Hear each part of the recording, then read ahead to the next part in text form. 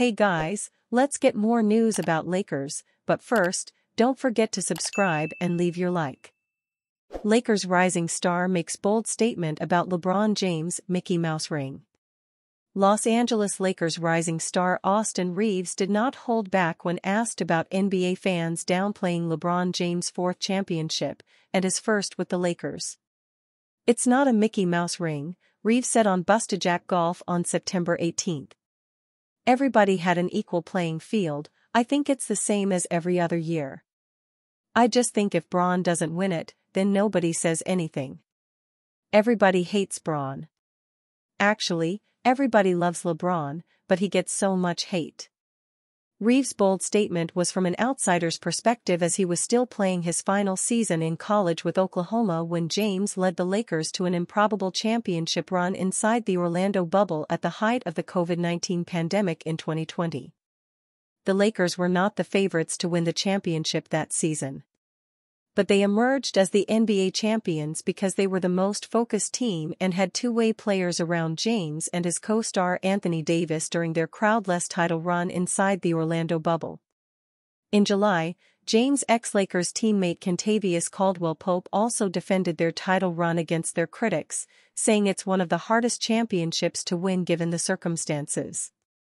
"They are just hating, man," Caldwell-Pope said on The Draymond Green Show on July 24. "It's one of the hardest championships to win. You're playing a season, then the season's shut down. You don't know if you're even going to come back and play basketball." Besides the global pandemic, the Black Lives Movement, which gained international attention after the murder of George Floyd by police officer Derek Chauvin in Minneapolis, Minnesota, also threatened to stop NBA season in 2020. "These things had people's minds messed up like I'm ready to go home. Forget basketball," Caldwell-Pope said. "I'm so grateful, and I appreciate all my teammates at the time. Their mindset was on that championship. They were ready to go. They came here for a reason, and we wanted it." In January that year, the Lakers were also hit with tragedy, the death of their former franchise star Kobe Bryant in a helicopter crash along with his daughter Gianna and some of her basketball teammates. The Lakers dedicated that season, which ultimately ended with the franchise's 17th NBA title. Ex-Lakers center Dwight Howard pinned the blame on Vice President of Basketball Operations Rob Pelinka for the team's failure to win another championship since their Orlando bubble run in 2020. "I'm going to tell you who it was. Rob Pelinka, man," Howard said on the recent episode of DH12 Above the Rim on August 25. "God, Rob. Why did you do that to us? Rob, come on. I still love you, Rob. We still had the squad and we could have run it back." Behind the brand with Oshani Sunsilk and Tresemme, Oshani Alepala is not just shaping the future of hair care in Sri Lanka, she's shaping the future of beauty. This International Youth Day, we spotlight Oshani Alepala, brand manager for Sunsilk and Tresemme at Unilever Sri Lanka.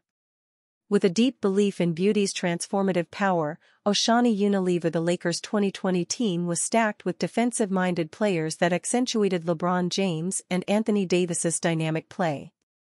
Howard played backup center and, at times, allowed Davis to play power forward, his natural position. Veterans Rajon Rondo, Kentavious Caldwell-Pope, Alex Caruso, and Markieff Morris were all stout defensive players. Kyle Kuzma was also a solid contributor, though he struggled in the finals. Pelinka dismantled the team after injuries prevented them from repeating. Their injury-riddled 2020-21 season ended in an opening round playoff loss to the Phoenix Suns, with Davis suffering a groin injury in Game 4. Lakers' new center posts 6-word message after signing.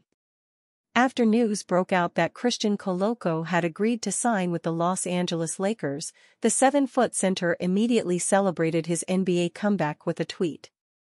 "God's timing is always the best," Koloko posted, tweet quoting the Athletics newsbreaker Shams Charania's report. The 24-year-old Koloko was also pursued by the Raptors along with the Los Angeles Clippers and the San Antonio Spurs, according to Charania. but it was the Lakers he chose because of the chance to carve a big role in their thin front line. The Lakers' center rotation became thinner after Christian Wood underwent another surgery. Wood will miss at least 8 weeks, according to Charania. Koloko will join Jackson Hayes and Colin Castleton, who is on a 2-way contract, as the healthy Lakers' backup centers behind Anthony Davis entering the training camp. According to Dan Woik of the Los Angeles Times, Koloko was expected to sign a 2-way contract, which means the Lakers have to waive a player on such deal. Aside from Castleton, the Lakers' other players on a 2-way contract are Blake Hinson and Armel Traore.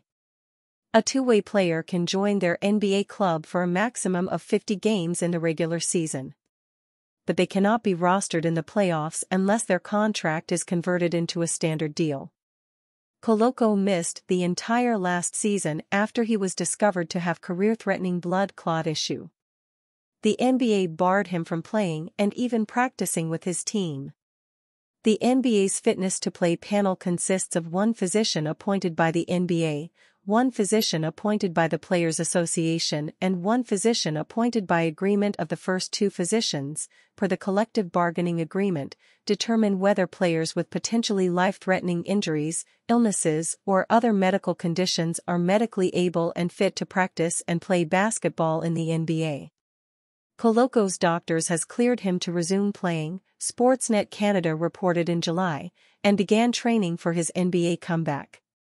The Toronto Raptors, who selected him 33rd overall pick in the 2022 NBA draft, waived him to complete the Pascal Siakam trade in January.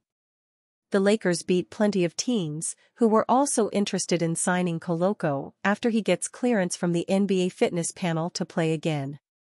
Los Angeles Lakers could sign Chicago Bulls duo in blockbuster trade deal. The Chicago Bulls are stuck in NBA no-man's land at the moment, the last place any team should want to be. They are neither bad enough to tank nor good enough to contend. It does look like the Bulls are pushing for a rebuild, having said goodbye to key players like Alex Caruso and DeMar DeRozan this summer. But they still have a few others they need to part ways with. One such player is Nikola Vucevic. The 2-time All-Stars game has been on the decline for some time now, but still has a couple of years left on his contract with the Bulls. On the other hand, Lonzo Ball showed immense promise during his early days with the Bulls but has not played basketball for over 2 seasons now due to injury and has undergone multiple surgeries. The hope is that he will be back on the court this season, but it is not guaranteed. The Los Angeles Lakers are a team in need of some changes if they are to compete for the championship. LeBron James will turn 40 this year and sooner or later, he will have to hang up his shoes. Thus, there is an urgency to make the most of LeBron's remaining years on the court. Could that lead the Lakers to make a move for 2 Bulls players? In the article 5 Mock Trades to Elevate the Lakers to Contenders on Gimsport, Sviatoslav Ravanchuk suggested a trade that would see the Lakers receive Ball and Vucevic for Rui Hachimura, Gabe Vincent, Jared Vanderbilt, Jalen Hood-Schifino, and 2025 second-round pick via LAC. Of course, Ball is a familiar face in Los Angeles, as the Lakers had drafted him 2nd overall in the 2017 draft. Any team trading for him at this point would be taking a risk. Vucevic, on the other hand, would most probably be a starter for them. And you, fan? What do you think of the situation of Alex Caruso? Leave your opinion in the comments.